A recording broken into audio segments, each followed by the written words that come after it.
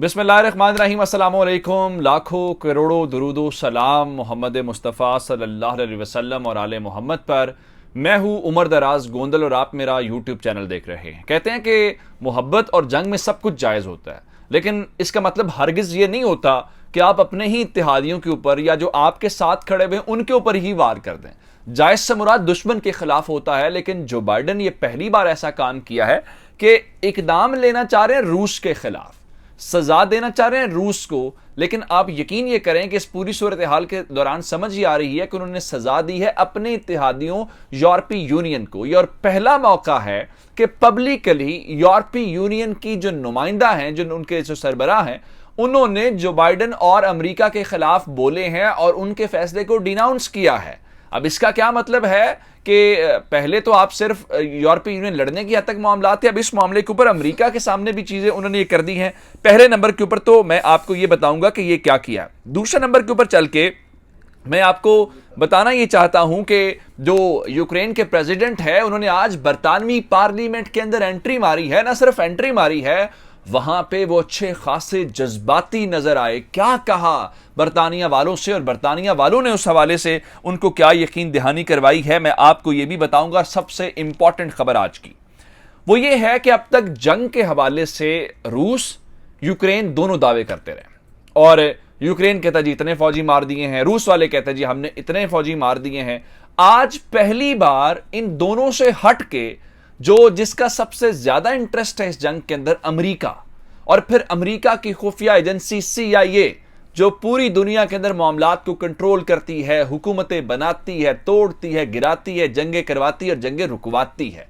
इतनी powerful agency जो है, आज उसकी पहली बाज़ाब्ता रिपोर्ट यूक्रेन वॉर के ऊपर आ गई है, जो मैं आपसे शेयर करने वाला हूं। लेकिन अगर आपने अभी तक हमारा चैनल सब्सक्राइब नहीं किया और आप चाहते हैं कि आपको मुस्तनद और बरवक्त खबरें मिलती रहें, तो हमारा चैनल सब्सक्राइब कर लीजिए, बेल आइकन के ऊपर क्लिक कर लीजिए ताकि हमारी आइंदा आने वाली वीडियोस बर वक्त आप तक पहुंच रहे। तो जनाब शुरू करते हैं सबसे पहले जो बाइडन से। जो बाइडन ने आपसे थोड़ी देर पहले अपनी कौम से बातचीत की है और कुछ चीजें एक्सपेक्टेड थी, और मैंने आपको सरप्राइज के हवाले से बात की थी कि उन्होंने पुतिन के लिए एक सरप्राइज तैयार किया हुआ है। लेकिन वो सरप्राइज उल्टा पड़ गया।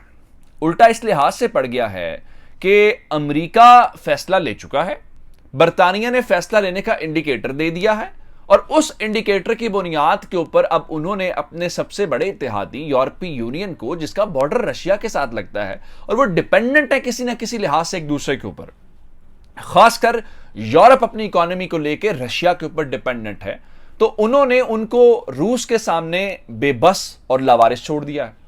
अब ट्रंप कार्ड किसके पास है? अब ये ट्रंप कार्ड आ गया जनाब पुतिन के पास, और उसका मतलब ये है कि उसका जो बराह रास्त इंपैक्ट होगा, अमेरिकन तो कुछ कर लेंगे। अमेरिकन के मुतालिक मैं आपको कह चुका हूं कि उसका एक हल उनके पास है, और वो जाहिर बात है फौरी तौर पे ऑल्टरनेट तैयार कर लेते हैं। एक तो उनके पास अपने भी ज़खायर हैं, और फिर उसके बाद वो सऊदी अरब जाने वाले हैं, और सऊदी अरब के अंदर हालांकि मोहम्मद बिन सलमान ने भी बातचीत की और बाइडन साहब कह चुके हैं कि मोहम्मद बिन सलमान उनको पसंद नहीं है, तो उन्होंने भी कहा कोई इतनी बड़ी बात नहीं है, अगर पसंद नहीं है तो मुझे इससे कोई परवाह नहीं है, कोई फिक्र नहीं है। अब मैं आपको बताना ये चाहता हूं कि हुआ क्या है आज इस सारी चीज को लेके। इस चीज को, उसका जो सेटबैक है, जो उसका इंपैक्ट है, वो यूरोप के ऊपर है कि जब आपस में इख्तलाफात भी होते हैं तो इत्तेहादी पब्लिकली बात नहीं करते। आप ऑफिशियल जो चैनल्स होते हैं उनके जरिए कम्युनिकेट कर देते हैं, उन तक पहुंचा देते हैं कि ये चीजें ठीक नहीं है। लेकिन आज पहला मौका है कि ये बातें पब्लिकली हुई। अब हुआ क्या? अब हुआ ये है, मैंने आपको ब्लूमबर्ग की रिपोर्ट दी थी, उन्होंने कहा था आज किसी भी वक्त जो अमेरिकी सदर हैं वो तेल के हवाले से रशियन ऑयल के ऊपर पाबंदी लगा देंगे, और काफी दिनों से ये चल रहा था, और ये डिमांड भी थी यूक्रेन वालों की कि अगर आप चाहते हैं कि उनको जरा नुकसान पहुंचाया जाए तो फिर आप जरा उनके तेल के हवाले से पाबंदी लगाएं। आज अमेरिकन प्रेसिडेंट ने रशियन जो ऑयल है और जो रशियन गैस है उसकी इंपोर्ट्स के ऊपर पाबंदी लगा दी है।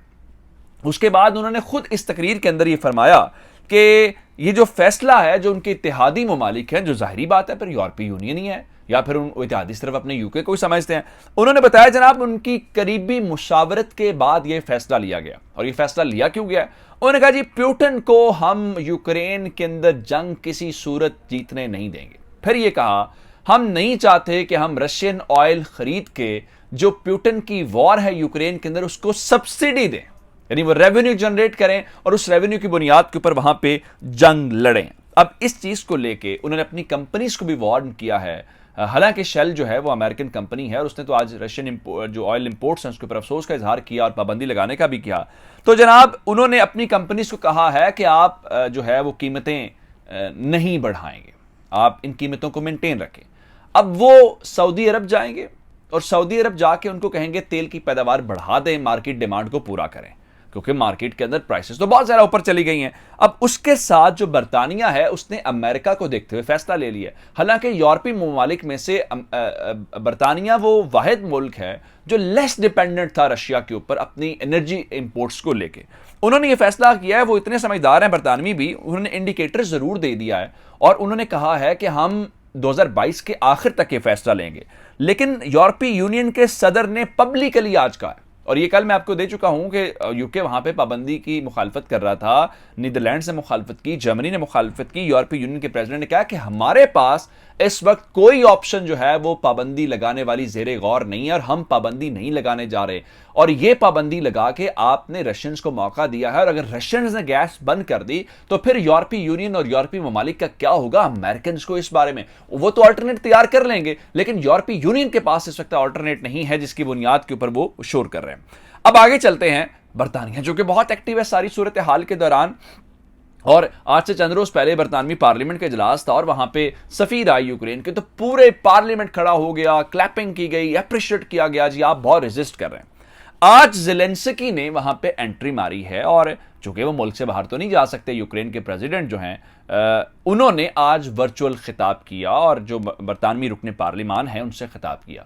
ये बरतानवी पार्लियामेंट के अंदर पहला मौका था कि किसी मुल्क के सदर ने, किसी और मुल्क के सदर ने उनकी पार्लियामेंट से खिताब किया। आमतौर पे ममालिक के अंदर जैसे पाकिस्तान के अंदर होता है, तो अगर कोई बाहर से गेस्ट आता है तो उसको ऑनर फील कराने के लिए हाउस से खिताब करवाया जाता है, लेकिन ये यूजली प्राइम मिनिस्टर्स करते हैं, प्रेसिडेंट्स आमतौर पर नहीं करते। तो उन्होंने एक नया प्रेसिडेंट सेट किया। अब वहां पे ज़ेलेंस्की बहुत जो है वो जज्बाती नजर आए और उन्होंने कहा कि हमारे लिए जो कर सकते हो वो करो। उसकी वजह क्या है? उसकी वजह यह है कि ये वक्त हाथ से निकल जाएगा और रशियंस हमें कच्चा चबा जाएगा। अब रशियंस क्या कर रहे हैं, मैं इस वक्त आपके सामने सिचुएशन ऑन ग्राउंड रखना चाहता हूं। मैं आपको हॉस्पिटल्स के मुतालिक पहले भी बताता रहा हूं कि इंफ्रास्ट्रक्चर को लेकर तो वो बातें बहुत ज़्यादा करते ही रहे हैं। आज की खबर यह है कि 60 ऐसे हॉस्पिटल्स हैं, oil depot, air bases, military bases, उसके ऊपर तो चीज़ें होती नहीं हैं। आज खबर इस वक्त यह है कि 60 से ज़ायद ऐसे हॉस्पिटल्स हैं जो आउट ऑफ ऑर्डर हो गए हैं, जिसका मतलब यह है कि जो यूक्रेनी हुकूमत है उसके हाथ से वक्त निकलता जा रहा है, उसके पास ऑप्शंस कम होती जा रही हैं। अब और सुनिए, अब आते हैं CIA की रिपोर्ट के ऊपर। रोजाना की बुनियाद के ऊपर नंबर जारी होता है। आज यूक्रेन वाले कह रहे थे जी हमने 12,000 से ज्यादा फौजी मार दिए हैं, फिर कल फौजी पकड़ के मीडिया के सामने पेश किए, जी ये देखिए रशियन फौजी हैं। कभी वीडियो कॉल्स आ जाती हैं, यूक्रेनी कहते हैं जी हमने इतने मारे, रशियन कहते हैं जी हमने इतने मारे, तैयारे गिराए, ये हुआ और वो हुआ। लेकिन आज पहली बार इस पूरी जंग के अंदर जिसका सबसे ज्यादा इंटरेस्ट है, जिनको जंग से पहले पता था हमला होने वाला है, जिनको जंग से पहले पता था इतने फौजी हैं सारा कुछ है, उसके बावजूद जंग नहीं रोक सके CIA वाले, आज उनकी रिपोर्ट आई है। एक तो वो कह रहे हैं जी इंटेलिजेंस शेयरिंग हो रही है, दूसरा उनके मुताबिक वो अपने ही यूक्रेन इत्तेहादी के क्लेम्स को नहीं मान रहे। मसलन यूक्रेन कह रहा है जी हमने 12,000 रशियन फौजी मार दिए। अब CIA क्या कह रहा है? CIA कह रहा है कि 2 से 4,000 के दरमियान फौजी मारे गए। अब ये 3 गुना का फर्क है।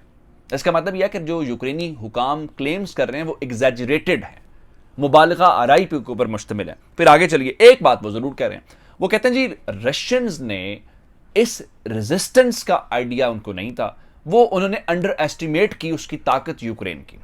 दूसरा उनका कि उन्होंने जो प्लान बनाया ओवरऑल यूक्रेन को कैप्चर करने का, वो कोई मुनासिब प्लान नहीं था, उसके सही काम नहीं किया गया था, जिसकी वजह से इस वक्त जो है वो उनको नुकसान हुआ। लेकिन दूसरी जानिब रशियंस जो है उनकी मिनिस्ट्री ऑफ डिफेंस कह रही है जी हमारे टारगेट्स जो हैं वो सारे अचीव हो रहे हैं, और आज के दिन तक उन्होंने कुछ 2600 ऐसे मिलिट्री टारगेट्स हैं जहां से यूक्रेन की फौज हमला कर सकती थी, या उनके एसेट्स मौजूद थे, मिलिट्री बेसिस थे, फौजी छावनियां थी या चेक पोस्टें थी। 2600 आज तबाह करने का उन्होंने दावा किया।